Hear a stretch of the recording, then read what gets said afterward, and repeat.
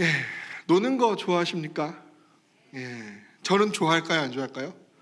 예, 너무너무 좋아합니다. 예, 진짜 좋아해요. 근데 딱히 또 취미랄 거는 별로 없어요. 그래서 뭘가 취미세요? 뭘 좋아하세요? 얘기하면 뭘 얘기해야 될지를 잘 몰라 합니다. 뭐 영화도 좋아하고요, 드라마도 좋아하고요, 뭐 예능 뭐 다 좋아합니다. 음악 듣는 것도 좋아하고요, 뭐 만화 보는 것도 좋아하고요, 운동 예, 보는 거 좋아하고요, 예, 뭐 하는 것도 뭐 좀 좋아합니다. 네. 그리고 제일 좋아하는 건 맛집 다니는 거 되게 좋아해요. 우리가 저뿐만 아니라 여기 계신 모든 분들 중에 노는 게 싫다고 하실 분은 아마 없으실 줄로 압니다. 그러면 언제 가장 신나게 놀아보셨나요? 최근에 진짜 잘 놀았다, 내가 진짜 한이 없게 놀았다, 정말 잘 뛰어놀았다 라고 얘기하실 적 요 최근에 있으신가요? 요 최근이라고 얘기하면 우리의 머릿속에는 코로나밖에 생각이 안 나요. 힘들다, 지친다, 그렇죠? 저도 생각해 봤습니다. 요 최근에 내가 언제 가장 길게 가장 오래 놀아봤을까? 놀아봤다라고 표현하기는 좀 그렇지만 제가 사역을 하지 못하고 좀 길게 쉬었던 경험이 이 최근 3년 안에 있었습니다. 때는 바야흐로 2020년으로 거슬러 올라가서 성탄 이브였어요. 그 성탄 이브날 밤에 제가 고열이 나기 시작했습니다. 그래서 성탄절날 성탄 예배를 드리러 가야 되는데 성탄 예배를 드리러 가지를 못하고 코로나 검사를 받으러 갔죠. 그래서 그때 코로나 초창기라서 막 다 두려워했을 때예요. 근데 이제 성탄 예배에 참석 못하고 검사를 받으러 갔더니 다음날 결과가 나왔는데 코로나 확진이 되었습니다. 그리고 그 다음날 당시에 6살이었던 제 둘째 딸이 확진이 되었습니다.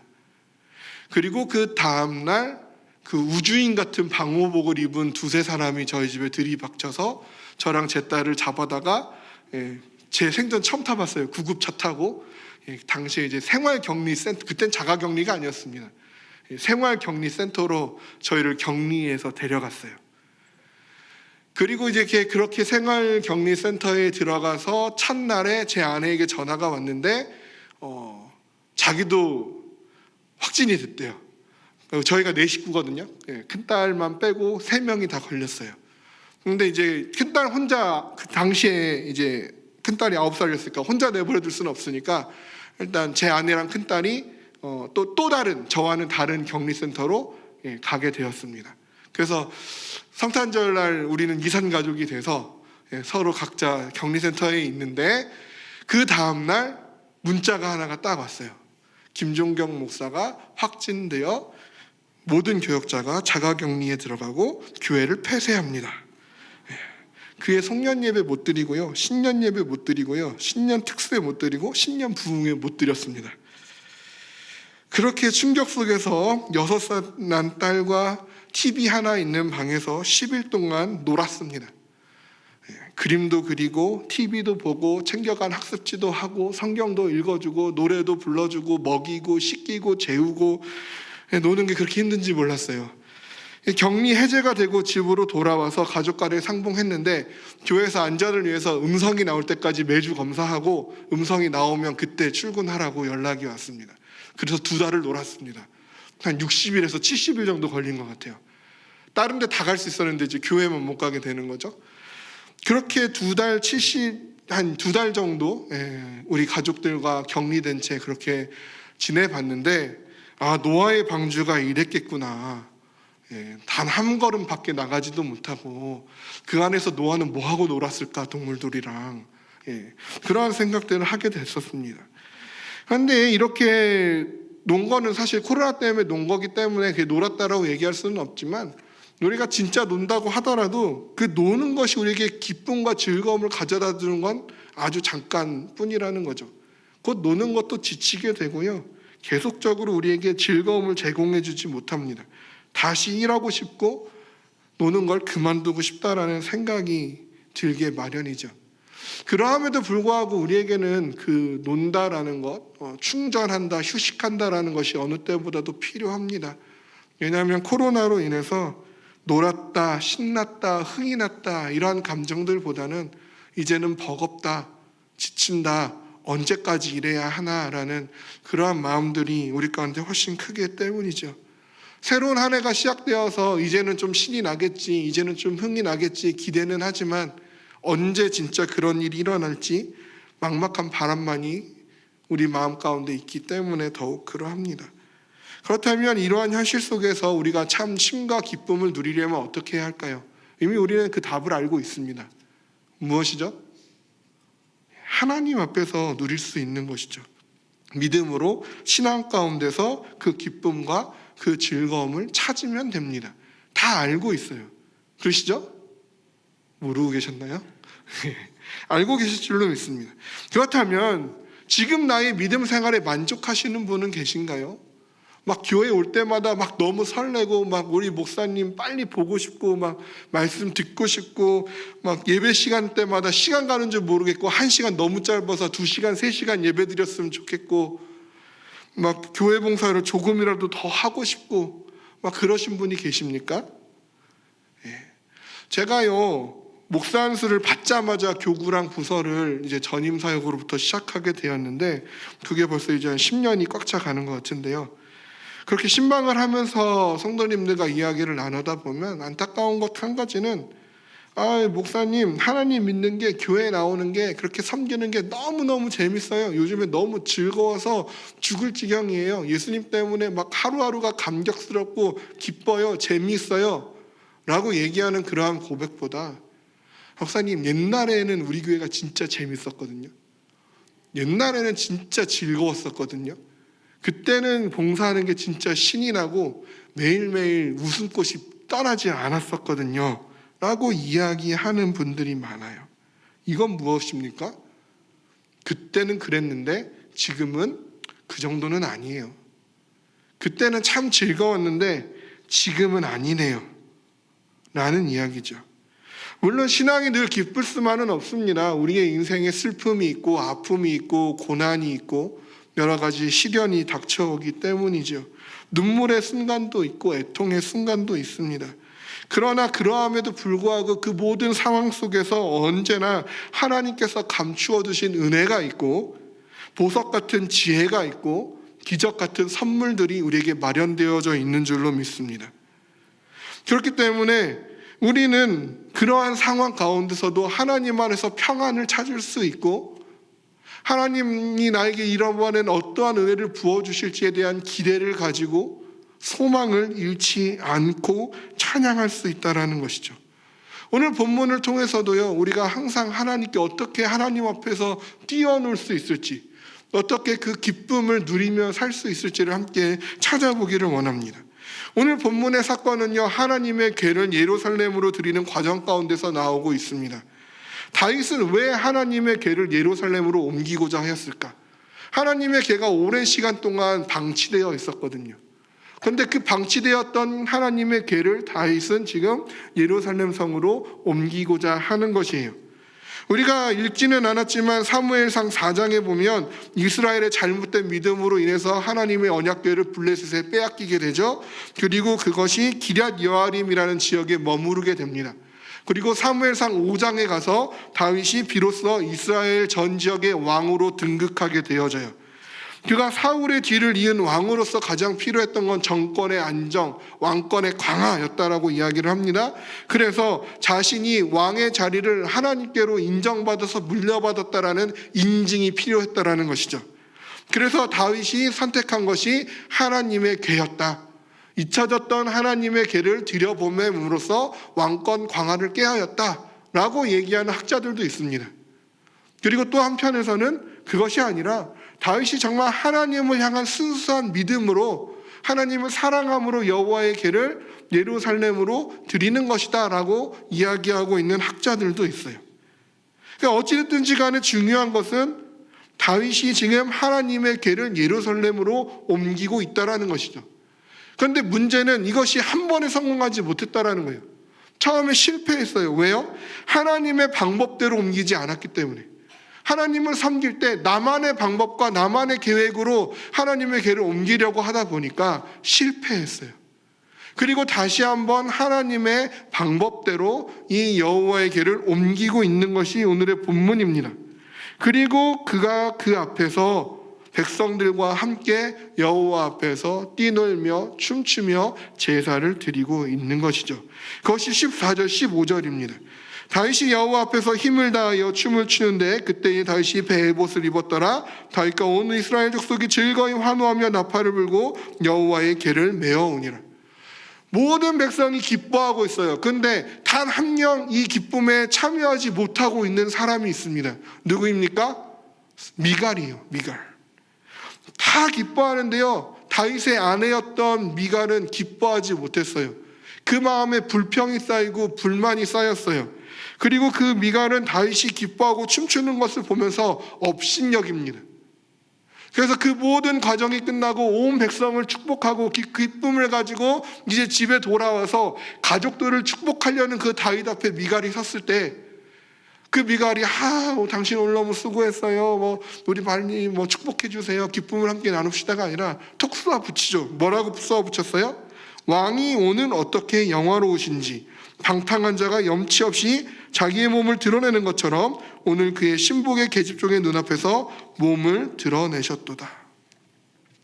왜 못마땅했을까요? 왜 미갈은 혼자 기뻐하지 못했을까요? 첫 번째는요, 이 미갈이 소개가 되어지고 있을 때 다윗의 아내 미갈이라고 소개되지 않고 사울의 딸 미갈이라고 쓰여져 있습니다. 사울의 딸 미갈이라고 쓰여져 있는 것은 지금 미갈의 마음은 다윗 쪽이 아니라 사울 쪽에 서 있다라는 거예요. 이건 무엇을 의미하냐면 사울을 버리고 다윗을 택한 하나님의 반대편에 서 있다라는 것이죠. 미갈은 지금 믿음의 눈으로 이 상황을 보지 못하고 있습니다. 그렇기 때문에 그녀는 기쁨에 참여할 수가 없었다라는 것이죠. 두 번째로는요, 그렇기 때문에 미갈에게 있어서 지금 중요한 것은 잊혀졌던 하나님의 개가 예루살렘으로 들어온다라는 것이 중요한 것이 아니라 어떻게 왕이 채통 없이 저렇게 춤을 추고 있는가, 왕의 체면, 왕의 근엄함, 이런 것들이 깎이고 있다는 사실이 더 중요하게 여겨졌다는 것이죠. 그때 다윗이 그 미갈 앞에서 결정적인 고백을 합니다. 21절과 22절인데요 읽어보겠습니다. 이는 여호와 앞에서 한 것이니라. 그가 내 아버지와 그의 온 집을 버리시고 나를 택하사 나를 여호와의 백성 이스라엘의 주권자로 삼으셨으니 내가 여호와 앞에서 뛰놀리라. 내가 이보다 더 낮아져서 스스로 천하게 보일지라도 내가 말한 바 계집종에게는 내가 높임을 받으리라. 바로 이 줄거리와 이 대화에서, 다윗의 이 고백에서 우리는 그리스도인이 논다는 것이 어떠한 것인지를 함께 살펴보기를 원합니다. 그리스도인이 노는 첫 번째 방법, 그것은 바로 하나님 앞에 있는 것입니다. 우리는요, 하나님 앞에 있을 때 놀 수 있는 사람들이에요. 하나님 없이는 우리에게는 아무것도 기쁨이 되지 않음을 믿습니다. 다윗은 말합니다. 이는 여호와 앞에서 한 것이니라. 하나님 앞에 있다라는 것은 도대체 무슨 말입니까? 어떻게 우리는 하나님 앞에 있을 수 있을까요?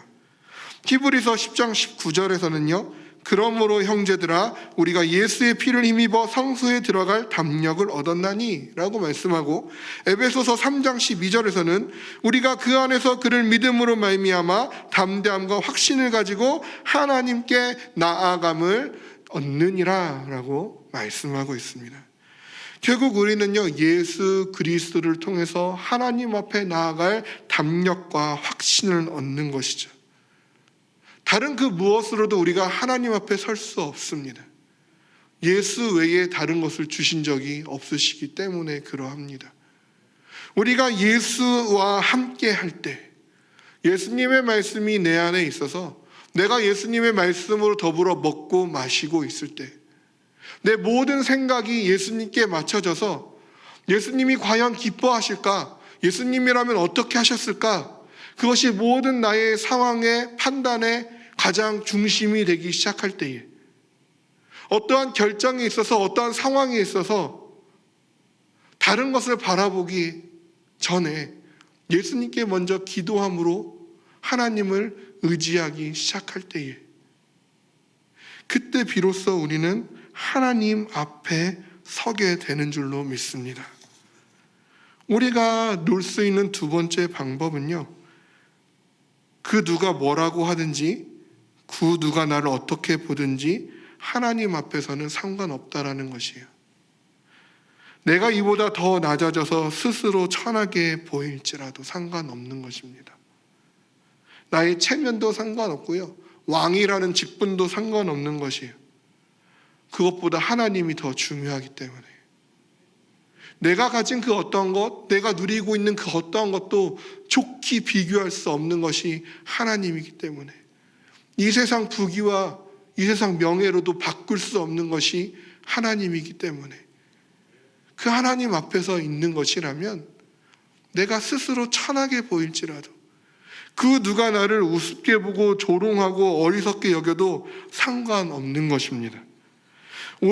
데살로니가전서 2장 4절에 보면요, 오직 하나님께 옳게 여기심을 입어 복음을 위탁받았으니 우리가 이와 같이 말하면 사람을 기쁘게 하려 함이 아니요 오직 우리 마음을 감찰하신 하나님을 기쁘시게 하려 함이라 라고 말씀합니다. 나이가 중요하지 않아요. 평판이 중요하지 않습니다. 직분이 중요하지 않아요. 사람들의 어떤 반응이 중요하지 않습니다. 하나님 앞에서 뛰어놀기 때문에 그 하나님이 어떠한 하나님이에요?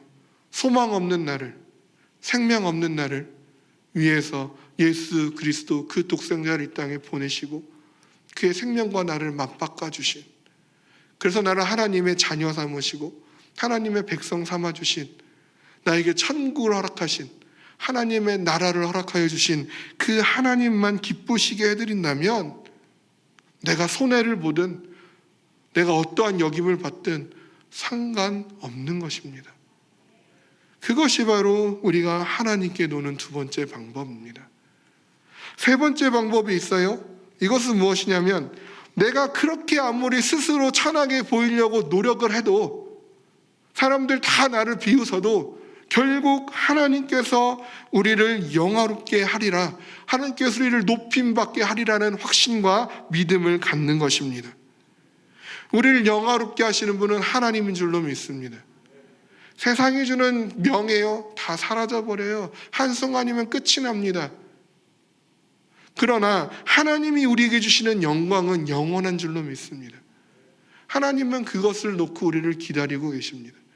이 세상에 의해서 우리가 걷는 어떠한 고난도 좋게 비교할 수 없는 영광으로 하나님이 함께하여 주십니다.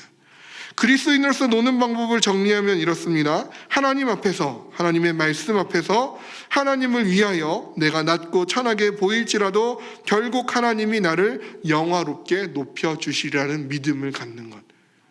그때 우리는 하나님 앞에서 뛰어노는, 하나님 안에서 주시는 참 기쁨과 자유를 누리는 우리가 될 줄로 믿습니다. 이거는 생각보다 어렵지 않아요.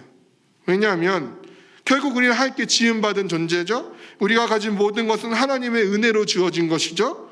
따라서 이 세상에 있는 것 중에 내 것은 아무것도 없습니다. 다 하나님이 주신 거예요. 하나님이 주신 말씀과 하나님이 주신 은혜를 누리며 그저 살아가면 되는 것입니다. 그리고 그 하나님이 택한 자들을 부르시고 부르신 자들을 영화롭게 하실 것입니다. 다 정해져 있어요. 이미 창세전에 예정하셨고 택하시고 부르시고 영화롭게 하실 것들이 다 정해져 있어요. 구하면 주신다고 약속하셨고 하나님께서 후히 주시겠다고 약속하셨어요. 내 것은 아무것도 없습니다. 다 하나님이 주신 거예요. 그것만 인정하게 되면 우리는 늘 하나님이 주신 은혜 가운데 기쁘게 사는 것이에요. 그런데 문제는 뭐냐면 우리가 착각한다는 거예요. 다 잊어버려요. 내 것인 줄 알아요. 뺏기면 안 돼요. 더 늘려야 돼요. 그래서 육체의 정욕이 성령의 소욕을 이기기 시작합니다.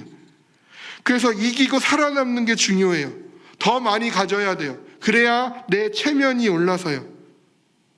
그래야 내 평판이 올라가요. 그래야 이 땅에서의 행복을 조금 더 누릴 수 있을 것 같아요. 그것이 내 행복이고 내 기쁨이고 내 물질이고 내 명예가 되기 때문에, 내 것이 되기 때문에 이 삶이 전쟁터가 돼버리는 거죠. 경쟁에서 살아남아야 하니까, 뒤처지면 안 되니까 우리의 삶은 전쟁터가 됩니다. 그런데 사실 그 모든 것들은 다 하나님의 것이라고요. 이것을 인정할 때 우리의 삶은요, 전쟁터가 아니라 하나님이 우리에게 주신 놀이터가 되는 줄로 믿습니다. 아침마다 새롭고 늘 새로운, 오늘은 하나님이 나에게 어떠한 은혜를 주실까? 오늘 하나님이 어떻게 나를 새롭게 기쁨 가운데 인도해 주실까? 하루하루가 기쁘고 즐거울 줄로 믿습니다. 그때 비로소 우리에게 예배드림이 기쁨이 될 것이고 말씀이 송이꿀보다 달게 여겨질 것이고 우리의 삶이 그리스도 안에서의 자유함과 기쁨으로 가득 찰 줄로 믿고 우리가 오늘 이 시간 찬양하며 기도하는 이 순간부터 늘 하나님 앞에서 뛰어노는 그런 우리가 되기를 주님의 이름으로 소망합니다.